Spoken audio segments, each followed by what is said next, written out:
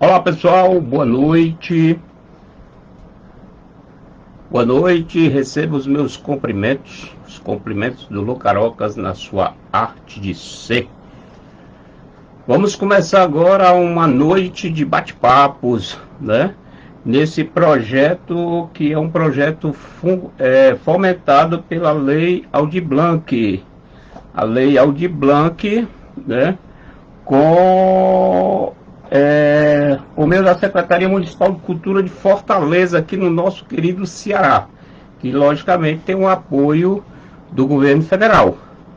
Então sejam todos bem-vindos e vamos hoje fazer uma coisa interessante, que é falar de literatura de cordel numa visão mais ampla, digamos assim, de alguns contextos e alguns textos que talvez muitas pessoas ainda não tenham se visto, por exemplo, nessa condição.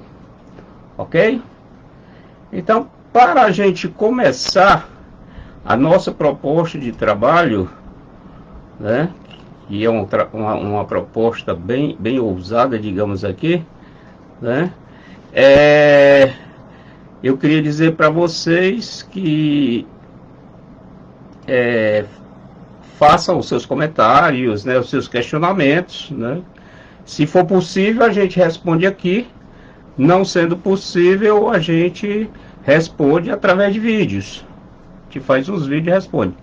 E você também pode fazer a sua pergunta através do WhatsApp do curso do Lucarocas, que é o 988565654. Eu acho que está por aí, escrito em algum lugar, mas qualquer coisa. Você faz a pergunta lá, se eu não puder responder por enquanto, depois a gente faz um vídeo e responde. Ok? Eu acredito, na realidade, que muitas pessoas não sabem do meu histórico literário, e eu também não vou falar dele aqui, né? Mas só a título de conhecimento, a gente, vocês que conhecem pouco aí do Lucarocas, o Lucarocas publicou o livro dele, o primeiro livro em 1984. 1984 foi o primeiro livro. E o primeiro texto publicado em folheto de cordel foi em 1986. Ou seja, eu tenho mais tempo de literatura do que um bocado de gente aí tem de vida, né? E é por isso que a gente traz essa busca de informação. E também dizendo aqui para vocês, uma coisa bem básica, né? É que eu não sou dono da verdade. Na realidade, eu não sou dono da verdade. Apenas eu compartilho saberes que eu adquiri nesse tempo aí de vida, né? E digo mais, independente do que eu disser aqui, nunca desista de fazer o que a sua coragem deixar, né? Porque talvez eu diga algumas coisas que muitas pessoas talvez não tenham a sensibilidade para ouvir, mas eu procurarei ser o mais honesto possível, tá bom? Então, a palestra de hoje ela vai trazer elementos narrativos do texto de cordel. Nós vamos procurar mostrar algumas nuances, né, que fazem parte da construção de um bom texto de cordel. A gente percebe hoje que muita gente escreve cordel, né? Mas há uma variação enorme desse tipo de texto. Ok? A primeira coisa que a gente deve ver no texto de cordel é a sua definição. Eu particularmente tenho uma definição muito particular sobre texto de cordel. E é nessa definição que nós vamos começar a nossa conversa, o nosso diálogo.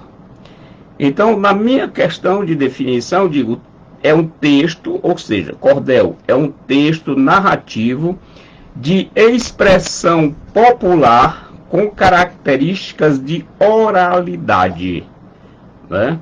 Aí você pergunta, Lucarocas, mas isso tudo num texto de cordel? Não, nós temos muito mais do que isso. Isso é o básico praticamente para aquela pessoa que está começando, que já escreve há pouco tempo. Esse é mais ou menos uma definição.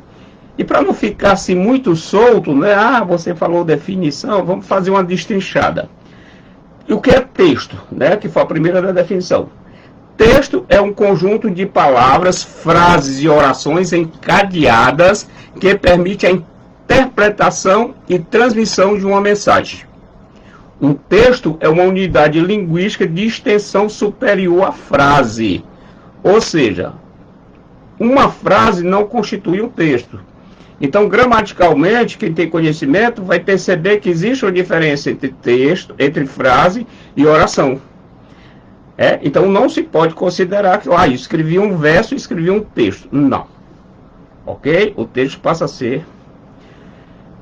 Aí vem a questão da narrativa. O que é algo narrativo? Então, maioritariamente, o texto narrativo é escrito em prosa. Né? O texto narrativo é escrito em prosa. Né? O que é narrar? É contar um fato, contar uma história. E aí vem uma característica do texto de cordel, porque ele é uma narrativa em versos. Né? Então, mais adiante, a gente vai falar sobre essa diferença entre texto em prosa e texto em verso, porque tem muita gente hoje que faz confusão sobre esse processo. Então, a sucessão de acontecimentos, de fatos, é o que o narrador vai contando e vai falando ao longo do texto. No cordel, que obedece às estruturas da narrativa, ele tem todos esses elementos.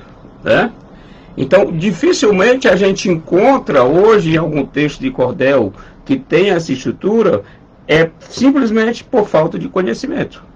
Né? Então eu espero que o que eu diga hoje sirva não para fazer milagre, ninguém está aqui para fazer milagre, mas para apontar alguns caminhos. Então eu peço a vocês que leve o que eu disser, né, para um filtro, né, e coloque aquilo que for melhor para você colocar no seu trabalho. Porque a nossa função aqui é de fazer com que quem escreve texto passe a escrever ainda melhor. Continuando na definição, nós temos a expressão popular. Expressão popular é aquela expressão de fácil compreensão do leitor. Você tem que lembrar que quando você escreve para alguém. Esse alguém é o leitor, né? O uso da linguagem simples que atinge o leitor é muito mais fácil de o seu texto ser compreendido. Não adianta, independente de grau de escolaridade que você tem, de formação, não interessa. A linguagem simples é que atinge o leitor e que requer a sensibilidade e a compreensão do que você escreveu. Isso não quer dizer que você vai ter que mudar seu padrão gramatical, nada disso.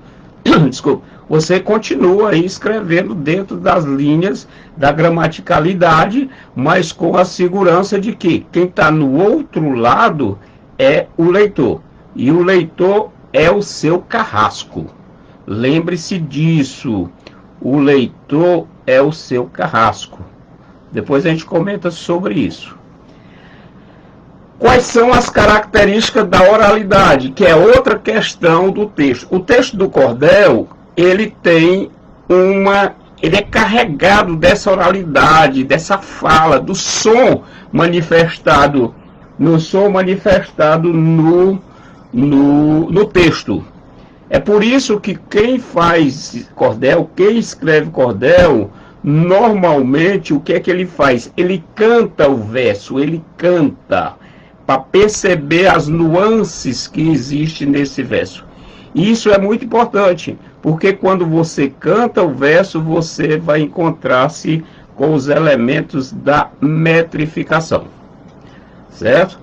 E o texto ele é escrito em verso. Né? O texto escrito em verso, e que é disposto, digamos assim, em conjunto de versos que nós vamos chamar de estrofe. Certo? Quando você vai escrever um texto, você escreve no tipo de estrofação que você acha que é necessário para aquele texto ou que você domina. Né? Lógico que eu não vou falar aqui do tripé rima, métrica, rima e oração, porque esse tripé é um tripé básico de quem estuda ou de quem escreve cordel. Se você escreve cordel e não obedece nem esse tripé, você está precisando de realmente dar uma melhorada no seu trabalho. Tudo bem até aqui? Estamos caminhando juntos. Então, antes de nós chegarmos aos elementos da narrativa, eu gostaria de apontar algumas diferenças entre elementos que há nos textos e que são muito importantes para a gente compreender o que a gente está fazendo, o que a gente está escrevendo. Por exemplo, todo texto que você vai escrever, ele obviamente vai precisar de uma estrutura física para a construção. Essa estrutura física desse texto, ele começa com a letra. Então você forma a letra, depois as sílabas, as palavras, as frases, as orações, os parágrafos e ampliam para o texto, né? No nosso contexto aqui, é bom lembrar que há uma diferença grande entre letra e fonema. Aí você me pergunta, mas Lucas, o que é que tem a ver isso com cordel? Só tem. Quando você não tem conhecimento dessa diferença entre letra e fonema, você vai cair num problema sério, que é quando você for trabalhar com os elementos da rima, né? Porque rima nada mais é do que coincidências fonéticas, coincidências sonoras. E aí o que é que a gente percebe? Nós percebemos em alguns textos de cordel, né, uma falha muito grande entre essa variação do contexto de fonemas. Vemos também isso, uma diferença na cantoria, nos repentistas, porque a oralidade do repentista, ele confunde mais do que a escrita do texto de cordel. Quando você solta um fonema ao vento, ele se confunde no ar e chega aos seus ouvidos quase que com a mesma sonoridade. Mas quando você coloca o seu fonema no texto de cordel, ele está numa representação gráfica. E a representação gráfica, ela mantém o bom leitor atento. É muito comum você ver lá o cantador dizer, peguei minha mulher e fui para Canidé, né? Obviamente que com o desvendar do vento, Canidé e mulher pode até parecer rimas que se completam na sua oralidade.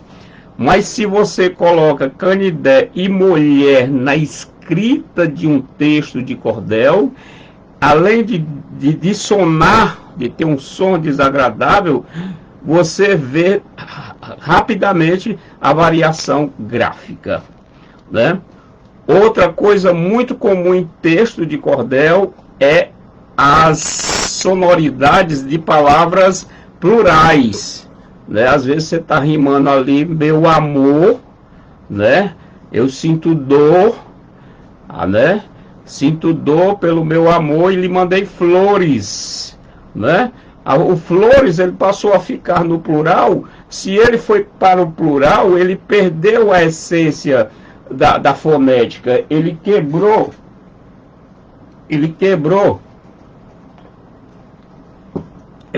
o fonema, entendeu?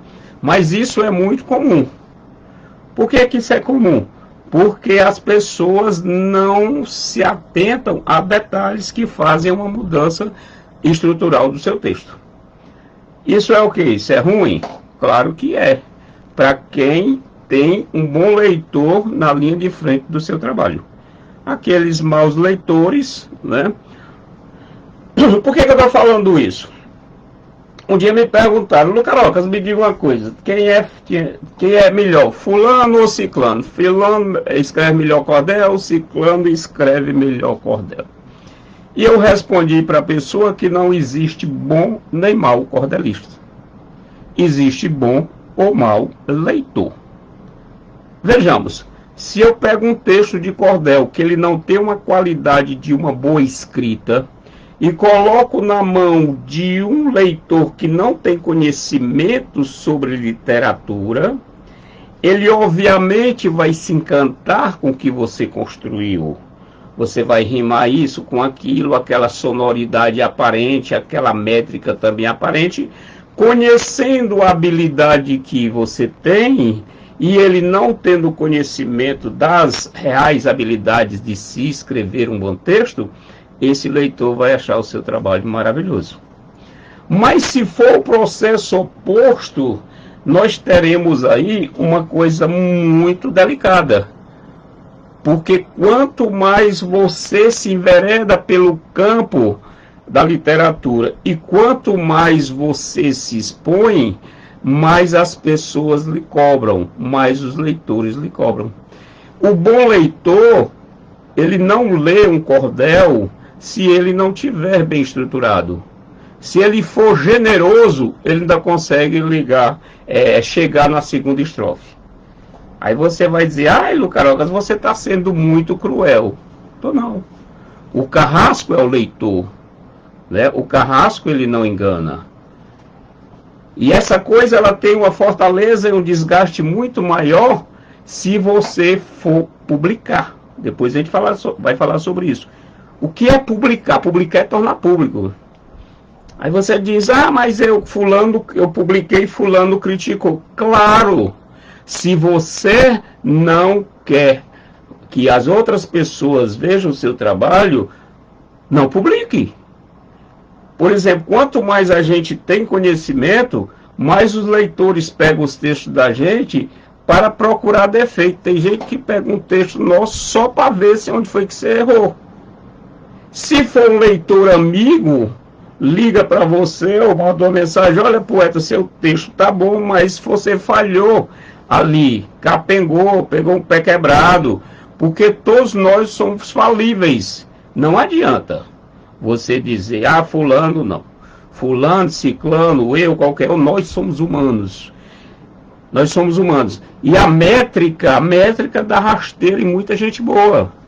Então, se você não for procurar melhorar, estudar, vai ficar complicado, certo?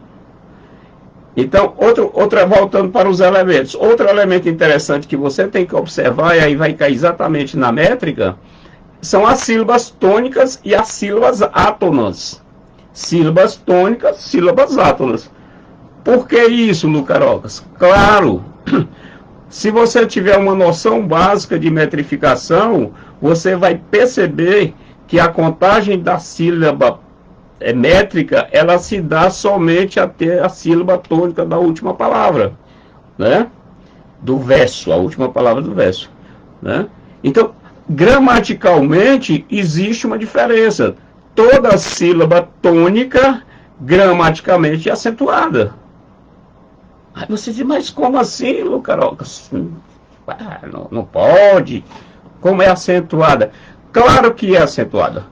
Só que nós lembramos, lá na nossa escola, às vezes quando não, que quando se pensa em acento, é só quando nós temos sobre a sílaba mais forte, digamos assim, uma representação gráfica. Mas na realidade não é isso. A tonicidade é a forma de expressão da palavra. É a força que você dá ao entonar uma palavra. Certo?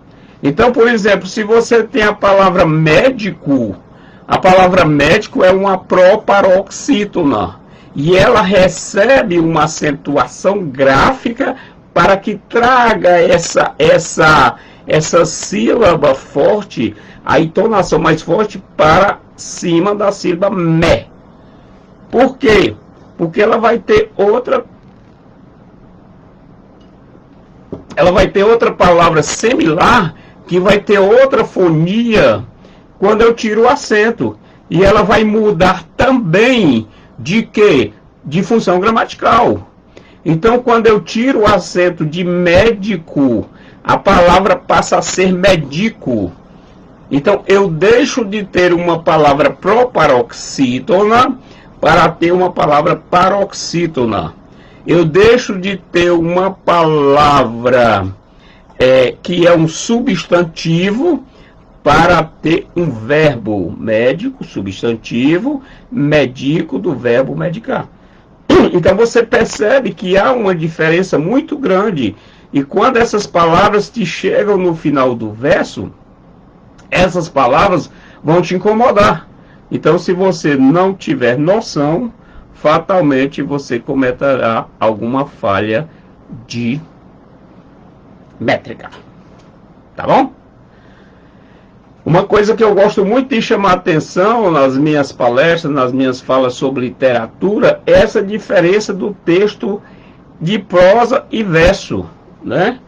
Essa expressão prosa e verso. Pelo amor de Deus, a gente tem coisa aí que é de assustar. Então, prosa, o que você tem como prosa? Como a pessoa que escreve cordel, ela está muito ligada à função do interior, relação interior, o termo prosa para ela vai soar como se fosse um bate-papo, como se fosse uma conversa. Isso é expressão popular, não é expressão gramatical. A expressão gramatical do termo prosa é um texto escrito em parágrafo, com seu recuo, linhas contínuas e ponto final. Acabou-se, não tem mais isso. Entendeu? Mas a gente vê cada coisa, a gente vê, olha, um texto lá, um título de um poema lá estruturado A Natureza em Prosa e Versos. Hã? Como assim prosa e verso? Aí quando você vai lá, ele está todo escrito em versos. Então não é em prosa e verso, é em versos. Ainda tem outras coisas que assustam. Aí diz a natureza em trova e verso. Trova. Trova é uma modalidade de uma estrutura poética. Quem tem conhecimento básico sabe que uma trova é uma quadra com as rimas já determinadas, a posição da rima, e que encerra um assunto num só. Então, se eu boto lá no título, texto a natureza em prosa e verso, se eu vou ler o texto está só em verso, houve uma incoerência do título com o que eu estou escrevendo. E se for em prosa e verso, aí acabou. Assusta mesmo o leitor, o bom leitor, né? Então é muito comum essa comparação. Então, se você ficar atento, né, é bom observar isso. Aí vem outro elemento muito interessante que eu gosto de comentar, que é o poema e a poesia. Desculpa. Eu vi muita gente dizer, eu recebi uma poesia. Eu recebi uma poesia. Sim. Mas você sabe o que é uma poesia? Você sabe que existe diferença entre poesia e poema? Se não sabe, eu vou dar aqui uma dica legal para você nunca mais cometer essa falha. Beleza? Poesia e poema. Poema é o texto escrito em versos, né? Então, qualquer texto que você faz em formato de verso, seja versos livres, seja verso branco, seja formas padrões como sonetos, como haikai, como estrofe de 6, de 7, sei lá, não interessa. Montou um bloco, foi em verso, é poema. Não me pergunte, é um poema. Lucarocas, e o que é poesia? Quando é que tem poesia? Aí agora tem uma coisa legal. Poesia é quando tem sentimento dentro do seu texto. Quer ver um exemplo básico aqui, legal? Vamos imaginar que você é um poeta de boa aparência, né? E está a fim de cortejar uma jovem. Aí você chega lá para essa jovem, aí diz: minha jovem, permita-me um ósculo. Eita pau. Já pensou? Se essa jovem não tiver compreensão desse vocábulo ósculo, no mínimo vai achar que você é um boçal. Não é verdade? Mas você já é mais jeitoso, ou então você chega logo, como diz os outros, com firmeza e diz: eu quero lhe beijar. É no mínimo uma ação grosseira. Porque mesmo que o final do contexto seja a realização do beijo, como você chega nesse beijo é que faz a diferença do sabor do beijo. Mas se você é um poeta, aí você faz como eu já fiz. Olha para aquela pessoa que você está com vontade e diz: empreste o seu sorriso para juntar com o meu sorriso para a gente fazer um poema chamado Beijo. E aí? Você tem 3 momentos aonde você poderia fazer até em versos, mas não teria poesia. Então a poesia está naquilo que você coloca, né? O sentimento. Não é verdade? Então eu vou dar um exemplo aqui para vocês de um texto bem interessante, talvez até vocês conheçam. O texto do poema Cante Lá que eu canto o cardo Patativa do Assaré. Ele diz: mas porém eu não invejo o grande tesouro seu, os livros do seu colégio onde você aprendeu, pra gente aqui ser poeta e fazer rima completa. Não precisa professor, basta ver no mês de maio um poema em cada galho, um verso em cada flor. Então, quem bebeu na fonte do Patativa da Assaré, quem conheceu, como eu conheci, convivi, estudei, participei, escrevi, né, partilhei momentos com Patativa, você vai perceber a genialidade do poeta, né, nessa manifestação de poesia pura, nas imagens que ele coloca aí aonde? Nos 2 últimos versos. Ele faz uma dicotomia, ele coloca o leitor a pensar, a sentir, a emocionar-se. Ele não entrega o texto pronto. Ele faz com que o leitor perceba o texto. Então, quando ele diz, o bom leitor, ele vai entender a palavra poema, por exemplo, que representa como se fosse toda a natureza bela e viva dos pássaros que pousam nos galhos, né? Então ele resume toda uma beleza dos animais, dos cantos, dos pássaros e tudo, numa palavra poema. Poesia pura. E aí, é um verso em cada fulô, né? Um poema em cada galho, um verso em cada fulô. Na palavra verso, sabe? Ele vai colocar a energia, a beleza, a pureza, as abelhas, sei lá, tudo que há de bom. Você vai ver uma flor como uma coisa encantadora, né? Eu tenho um poema que se chama Eu Sou, que fala do meu trabalho, que tem um trecho lá que eu diz: sou o seio da morena embelezando uma flor. Onde é que está a poesia aí? A poesia está porque pela naturalidade das coisas, né? A flor era que deveria embelezar e não o seio.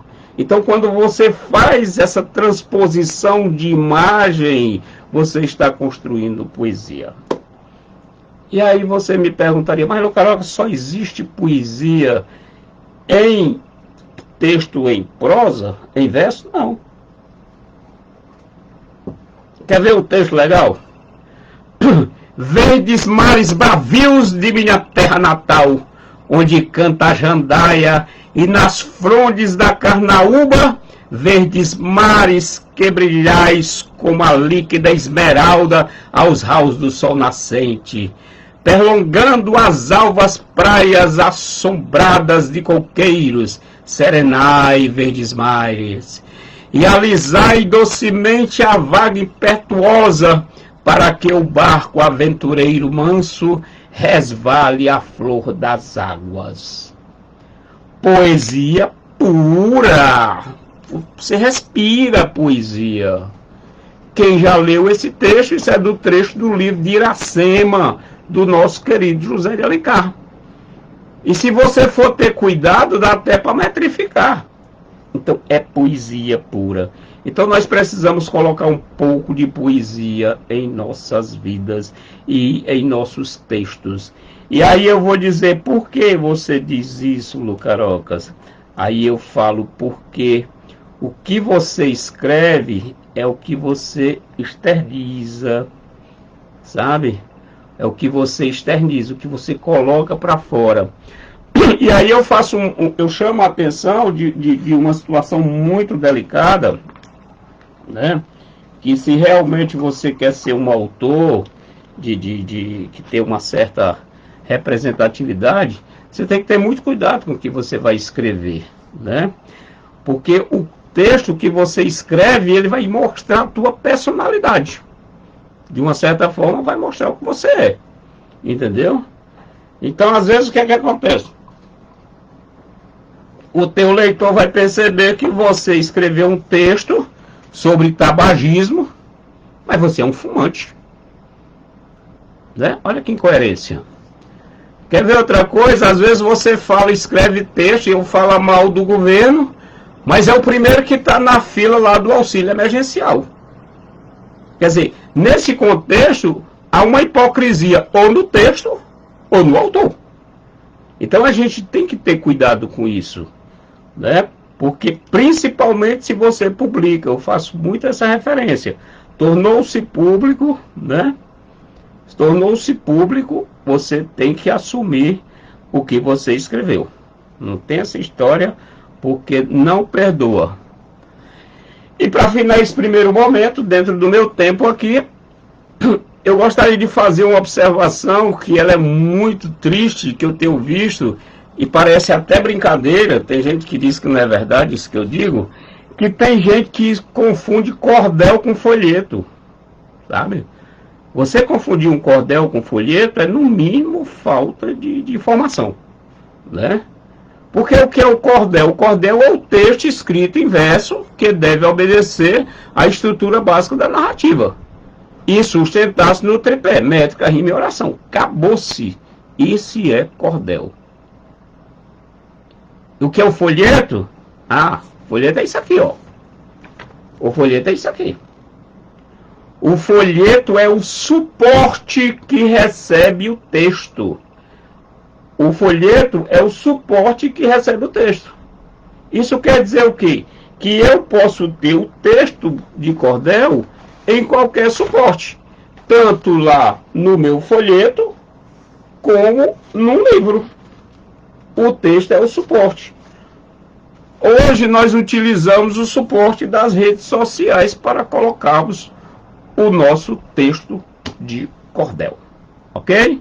Então eu vou tomar uma aguazinha aqui e dizer que o nosso projeto é um projeto da Lei Aldir Blanc, né, da Casa do Cantador, né? Estamos aqui fazendo esse trabalho, contribuindo de uma certa forma para que os textos de cordel melhorem alguma coisa, tá bom? Vamos adiante.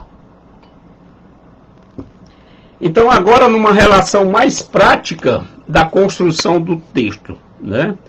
Eu quero construir o texto, eu quero escrever cordel. Por onde é que eu começo? Primeiro é o seguinte, se você tem vontade, comece. Acabe com essa história, eu tenho a minha vivência me mostra umas coisas assim, e dizem até que eu sou meio chato, que eu digo direto. Eu tenho um sonho de ser um escritor. Sonho de ser escritor? Sabe?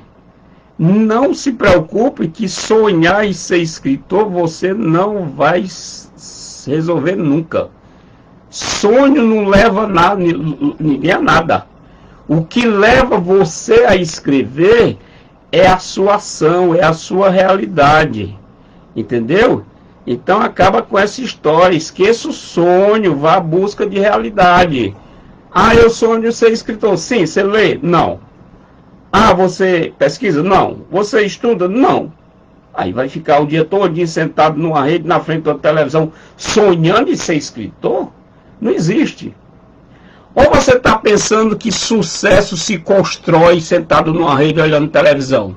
Ou no dia?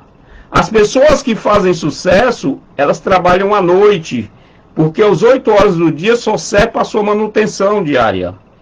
Então elas trabalham à noite, vira noite, estudando, pesquisando. Então, se você quiser ser um escritor, tem que deixar de sonhar. Tem que cair na realidade, trabalhar e estudar.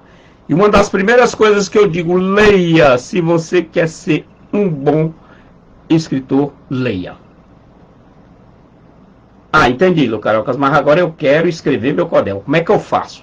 Bom, primeira coisa, você vai escolher o tema, o assunto. Eu vou escrever sobre o assunto. Então eu tiro um tempo, sei lá, de madrugada, que é bom, que você já tem trabalhado o dia todo, repousa, bota, faz qualquer coisa, arranja um cantinho. Ah, eu vou escrever um cordel. Aí eu escolho um tema. Ah, legal. Qual é o tema que eu vou escolher? Ah, eu vou escrever sobre sertão. Muito comum. Pronto, sertão. Aí você bota lá sertão. Não se preocupe com o título. O título é depois, vem depois. Tem gente que bota um título e desenvolve. Tem outros que simplesmente esquecem depois. Agora é fundamental que quando você escolhe o tema, você escolha as palavras-chave. Como assim? Palavras-chave? Claro! Eu vou escrever sobre sertão, eu vou fazer uma relação de todas as palavras relacionadas a sertão, que pode caber dentro do meu texto. É assim que funciona. É assim que eu trabalho um texto, não é assim. Lógico, você com o tempo vai sentar e escrever, porque vai estar tudo internalizado. Mas eu não tenho essa prática, eu faço isso. Aí tá a palavra-chave sertão. Ah, então eu tenho muito aí, eu posso falar sobre seca, a seca, chuva, torrão, cacimba, cerca. Tem muita gente aí também rimando cerca com cacimba, né? Chuva, cheia, inverno, roça, taipa, palhoça, vereda, enxada, palha, carnaúba, açude, sei lá. Faz uma relação aí e depois essas palavras vão ser úteis para você, né? Não precisa dizer eu vou dizer porque é bom dizer, é que você vai precisar construir também um banco de rimas. Mas antes de falar de banco de rimas, deixa eu mostrar um dicionário aqui que eu acho interessante. Desculpa. Existe um dicionário, quem tiver um desse, guarde e use, que eu tenho isso, para mim é uma relíquia, que é um dicionário de palavras afins. Não é um dicionário de significados, né? Não é um dicionário que traga significados. É um dicionário de palavras afins. Ah, Lucaroca, como assim? Por exemplo, eu abro aqui e vejo a palavra humildade. Aí o que é que eu tenho afim com humildade? Pequenez, meiguice, suavidade, vergonha, vexame, baixeza, mansidão, obscuridade, bravura. Percebe? Então, quando você tem e consegue ter um material desse, você consegue já se organizar para uma melhor qualidade do seu texto. Você evita estar repetindo palavras. Desculpa. Ou então colocando palavras desconexas, né? Então é fundamental que você tenha um dicionário. Não precisa nem dizer, mas eu vou dizer para não dizer que eu esqueci, que todo aquele que quer ser escritor, autor, além de ler muito, procura ler o que é tudo, de tudo mesmo um pouco, para ter conhecimento, é importante que você, vou dizer, mas é redundante, que todo escritor deve ter um dicionário e uma boa gramática. Porque você está trabalhando com o seu instrumento de trabalho é a língua. E a língua requer normas e regras. A gente vê coisas aí de arrepiar, né, dentro dessa questão gramatical. Qualquer dia desse eu vou fazer aí umas aulas só sobre isso. E se for puxar para o cordel, aí a gente vai sofrer muito. O bom leitor sofre muito. Vamos adiante. Você vai precisar construir logo dentro com as suas palavras-chave um elemento que eu chamo de banco de rimas. Então você relaciona as palavras-chave, né? E ali você faz um banco de rimas. Não vou ensinar isso para vocês, que vocês devem saber isso. Mas aí eu tenho, por exemplo, a palavra açude, então eu posso colocar o sufixo da ud, que é o som, lembra da fonética que eu falei, lá dos fonemas, ud, aí eu vou relaciono ali as palavras-chave dentro daquele contexto que possa caber. Por exemplo, posso falar lá do sertão que faltava saúde, mas o pessoal tomava banho no açude, né? Então, ude. Ão é facílimo do sertão, tem muito ão para você se divertir com essas rimas. Então, é bom que você tenha essa banquinha. E também, como eu falei, dicionário, você tenha um dicionário. Tem dicionário de rimas. Existe. Caríssimo quando eu comprei os primeiros meus. Hoje você baixa pela internet, bota lá dicionário de rimas. Se eu não me engano, tem um até chamado Poeta Vadio.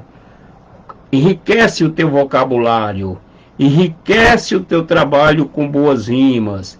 E isso ajuda a engrandecer o seu texto. Tipo de estrofação. Estrofação é a estrofe que você vai fazer. Qual é a estrofe que eu vou fazer? Eu vou fazer em sextilha, vou fazer em séquia, não interessa. Só que tem um detalhe, e parece até brincadeira o que eu vou dizer aqui. Quando você começar com uma estrofe, pelo amor de Deus, você que está escrevendo, continue todo o seu texto com a mesma estrofe.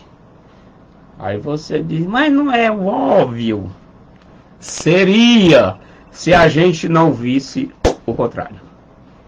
Gente, começando com sextilha, depois passa para sétima, depois vai para 10, depois volta para... Meu amigo, isso não tem leitor que aguente, nem o mau leitor. Imagine o bom leitor, né? Então é interessante que você comece. E tem muita gente que começa esse pecado, comete esse pecado, porque lá no final da estrofe, nós vamos já falar em conclusão, eles têm uma mania de colocar um treco lá chamado, sei lá o que, depois eu digo para vocês. Eu lembro já. Como é o nome? Me ajuda aí, senhor. Bota lá o nome lá do sujeito na última estrofe, então eu vou lembrar daqui pro final, entendeu? Que era muito comum nos cordéis clássicos, né? Muito bem. Fiz a minha escolha de tema, etc. Tal. Vou fazer o meu roteiro. Roteiro, cara? Para escrever um cordel precisa ter... Claro, meu jovem escritor. Sabe? Quando você vai escrever, você tem que fazer um roteiro. Você vai fazer um planejamento de o que é que seu texto vai tratar, como é que sua história vai ficar, de que é que se traça. Me lembrei, é o acróstico, no final o acróstico, falava já de modo.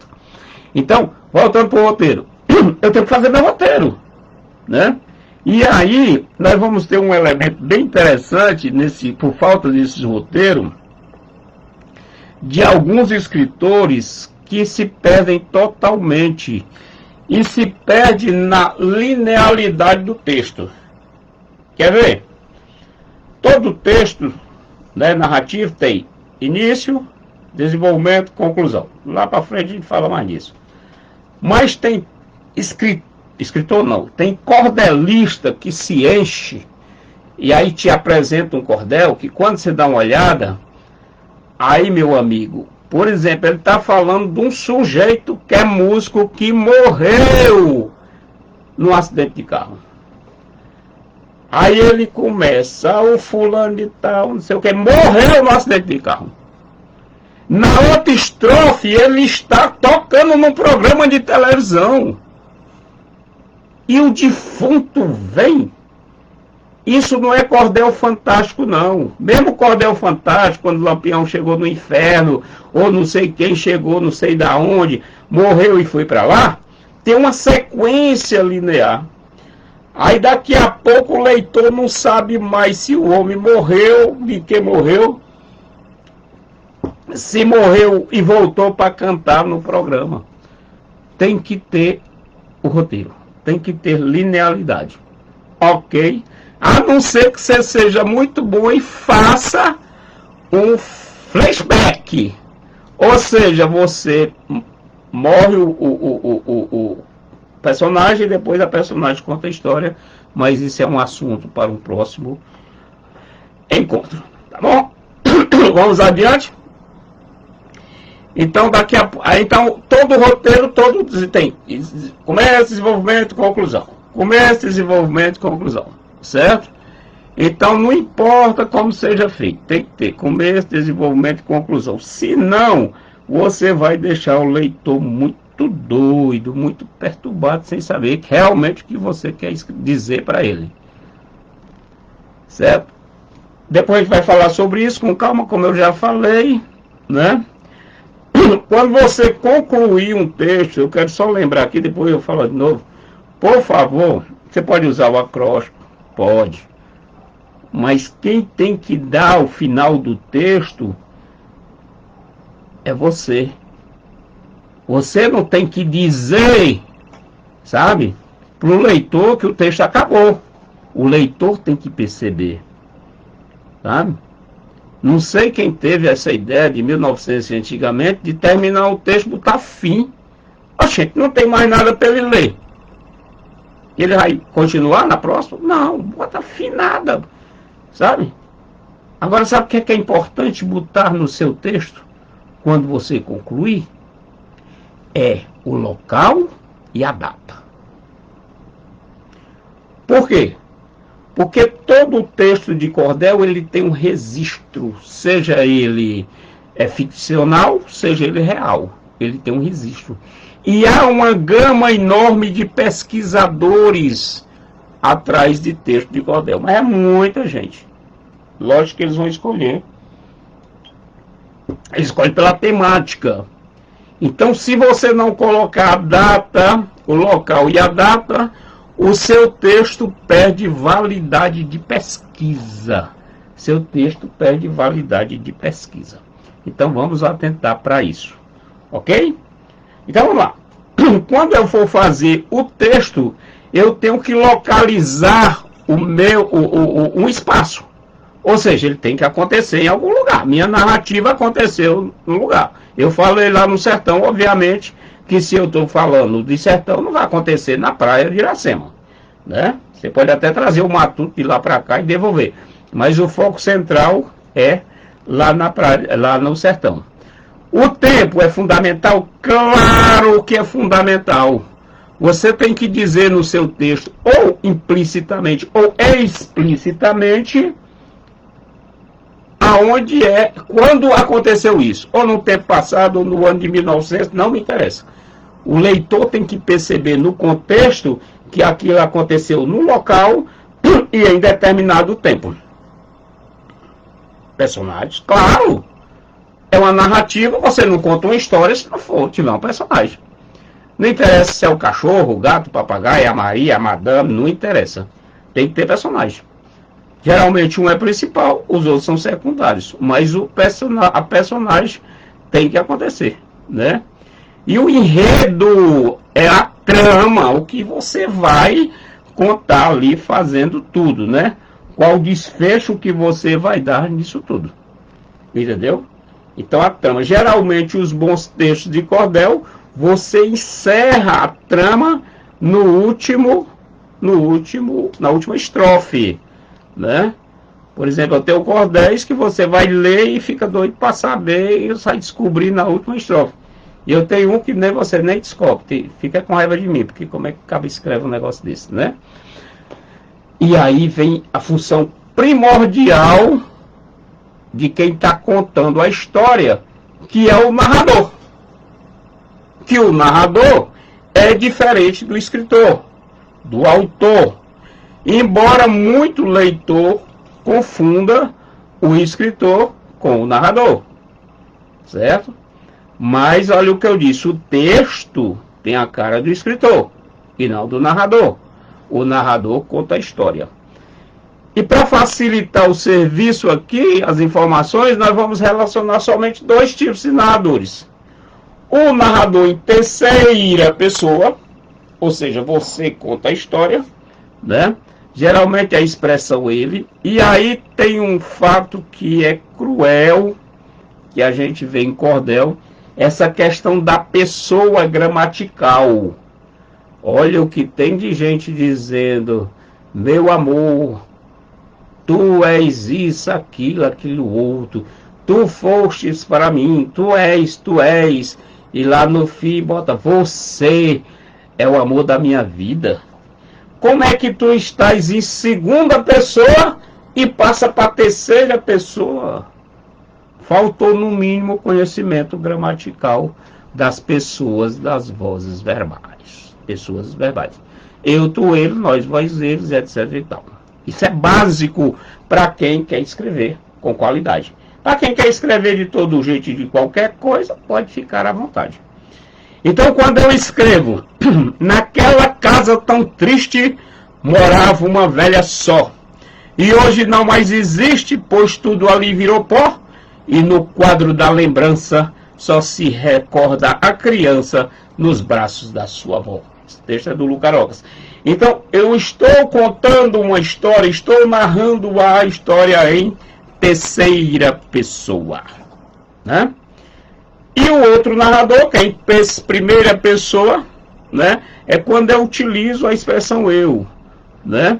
E na terceira pessoa eu posso usar o plural de modéstia, que é nós caminhamos, nós fizemos, etc. Tal, que é em terceira pessoa, a gente chama primeira pessoa do plural, estou falando agora, eu estava falando. Eu sou o clarão que flora no surgir de um novo sol, sou a saudade que flora num colorido arrebol, sou o pássaro de livre canto que dividiu todo o pranto do cantar do chinol. Aqui é eu, primeira pessoa, singular. Eu posso usar o plural de modéstia, né? Quando eu uso o plural de modéstia, eu digo nós somos o clarão que flora no surgir de um novo sol. Somos a saudade que flora no colorido arrebol. Somos pássaro de livre canto que dividiu com todo o pranto com o cantar do roxinol. Você percebe? Primeira pessoa do singular, eu, primeira pessoa do singular, nós, né? Ele, terceira pessoa. Tu, segunda pessoa, ele. Então, e lógico que isso requer um estudo mais aprofundado e a gente não vai se ater a isso, né? E aí, por fim, a estrutura da narrativa, que é a introdução, que é exatamente o começo, depois o desenvolvimento, onde você vai desenrolar os fechos da coisa, depois a conclusão, onde você conclui o seu texto. E agora, Lucarocas, o que é que eu faço? Agora você corre para publicar, né? Agora, antes de você publicar o texto, eu tenho uns comentários a fazer. Primeiro, você tem que lembrar que você não vai ser melhor do que ninguém. Se você, para ser melhor do que alguém, você tem que ser melhor do que você. Então, no dia que você for melhor do que você, né, tem que ter cuidado com a verdade textual. O que é isso? Não adianta você escrever um texto, pedir alguém para corrigir, publicar, que quando essa pessoa pedir para você escrever, você não vai saber fazer. Então você está fugindo da sua verdade textual. Isso é como quem compra diploma de academia. Você compra um diploma da academia A, B, C e D, aí no dia que lhe pede para fazer alguma coisa, você escreve pior, ou tem uma poesia pior do que aquele roceiro que nunca foi à escola. Isso é o que eu chamo de verdade textual, né? E a verdade, ela vai se revelar com o tempo, né? Não se preocupe. Quer ver outra dica? O texto só passa a ter sentido se tiver leitor. Não adianta, o leitor é cruel, é carrasco, ele bota mesmo para você. Não adianta... mas sei o que, não tem não sei o que. Presta atenção. Quem mais escuta o que você fala é você mesmo, sabe? Seus ouvidos estão bem pertinho, ó, de você. Então, se você não escuta você mesmo, sabe? É difícil, então escute você. Não se preocupe com inveja, não. Se você aparecer, se você publicar, vão lhe invejar com certeza. Agora lembre-se de uma coisa, só quem inveja são os maus, né? Os bons não invejam, né? Os bons são invejados. Então, se você está sendo, se você está com inveja, isso quer dizer que você vai ter que melhorar bastante, tá bom? Grande abraço, lembrando, né? Cuidado aí com os trabalhos que vocês vão fazer, preste atenção. Concluindo dizendo que quem mais escuta, já falei, né? Então você fique à vontade, produza, esqueça o que o outro pensa do seu trabalho, não desanime, procure escrever e seja, acima de tudo, humilde. Não publique antes de pedir a alguém. Tem sempre alguém do seu lado, do seu relacionamento, próximo a você, que tem um pouco mais de vida literária que você. Seja humilde. Peça, olha, dá uma olhadinha aqui no meu texto. Aceite as observações. Eu fico feliz quando um colega honesto liga para mim, Lucarocas, teu texto tá bom, mas tem um pé quebrado. Porque a gente quebra mesmo, não tem bom. Entendeu? E façam você sempre melhor. Se eu posso fazer melhor, por que é que eu não faço? Vocês já pensaram nisso? Escrevam, coloquem emoção, sentimento, amor, afeto, irmandade, harmonia nos textos de vocês. A gente já está tão carregado de tanto ódio, tanto rancor, tanta dor, que não vale a pena estar falando mal. Até porque tenho certeza que assim como eu e você, a gente virará pó. E você vai ficar muito feliz se você virar pó e alguém ficar com seus textos. Porque os dois inimigos mais cruéis dos livros são as traças e as viúvas. As traças o consomem. E na hora que você morrer, a viúva toca fogo naquele monte de coisa que você escreveu. Então procure ser honesto com você mesmo, honesto com seus textos. Estude, aprenda. A vida é aprendizado, a vida é simples. E ninguém sabe de nada. Quanto mais eu estudo, mas eu percebo que tenho que estudar muito mais. E gostaria muito de fazer muito mais por muito mais gente. Que Deus abençoe a todos. Muito obrigado pela paciência. Lembrando que amanhã, né, pelo Facebook do Lucarocas, né, Lucarocas Poeta, nós estaremos fazendo um trabalho só de apresentação de textos literários. Alguns meus, alguns de alguns colegas, então estão todos convidados. E aí eu, como sempre digo, se você gostou dessa live, desse encontro, faça contato com a gente terá o maior prazer de responder. E outra coisa muito simples, se você gostou mesmo, aí você compartilha aí com seus amigos, né? Mas se você não gostou, compartilha com os inimigos. O importante é que a gente possa levar muita paz, muita saúde, muito amor e, acima de tudo, muita poesia. E uma poesia boa, uma poesia de qualidade, para que no futuro alguém possa olhar para a gente com o texto da gente e dizer, olha, parabéns, você escreveu um bom texto. Deus abençoe e até o próximo encontro.